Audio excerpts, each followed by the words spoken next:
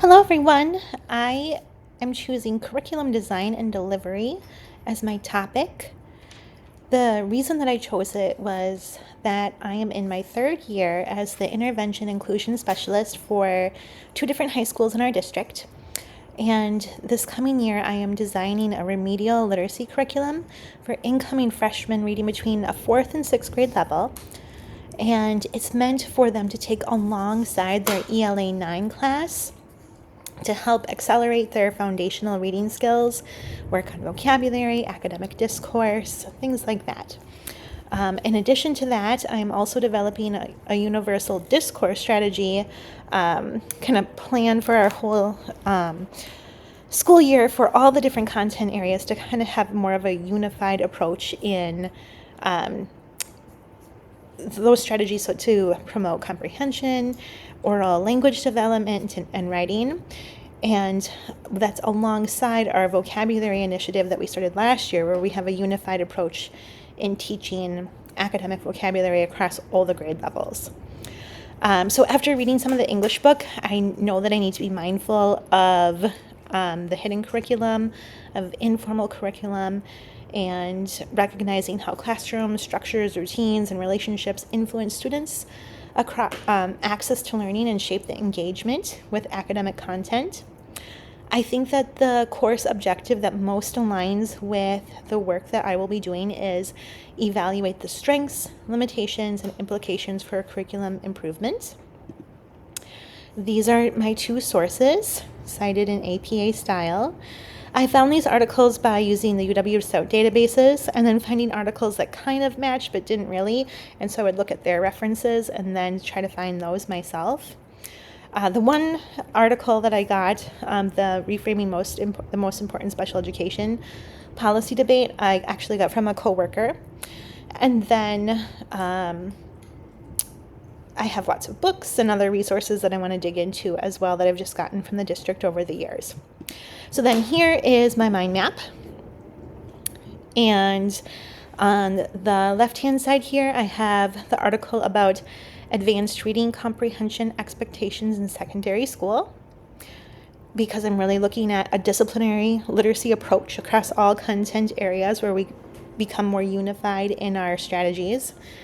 And then on the right side here, reframing the most important special ed policy. And then I kind of broke it down into the key ideas from each article.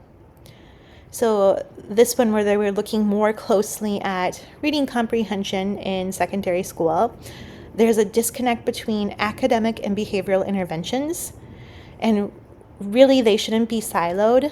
A lot of times kids are experiencing these frustrations because of an academic route, and we have to make sure that we're supporting that correctly to avoid some of those behaviors. An effective curriculum integrates social emotional learning, self-regulation, and that it's embedded and it's not separate. So I want to make sure as I'm developing the curriculum that I'm embedding those elements into it. Cultural and contextual relevance. Curriculum for students with EBD often lacks cultural responsiveness. Usually students that have been diagnosed with ED are marginalized groups, and they're disproportionately identified. And so we want to make sure that our curriculum reflects those backgrounds and that it's inclusive and has meaningful content to them for that engagement piece. And then it should also support self-regulation and engagement. I don't know if you've heard of SRSD. That's something, it's a writing curriculum that supports self-regulation. I'll be looking more into that. But really, our curriculum is that set of designed experiences that our students will encounter throughout the school year. So clear routines and expectations, predictable structures. And then over here, I mean, this is huge. We go back and forth about where to teach all the time at school. If we should have specialized remedial courses, if it should all be inclusive. And really what this article came down to was, we don't know where students learn the best, but we do know how they learn the best. And that's through high impact strategies, by specialized instruction, by progress monitoring through formative assessments. And so we have to really make sure that whatever environment we're in, we're offering that explicit instruction in those routines. So I'll provide this article for you, or the PowerPoint, so that you can copy and paste the APA.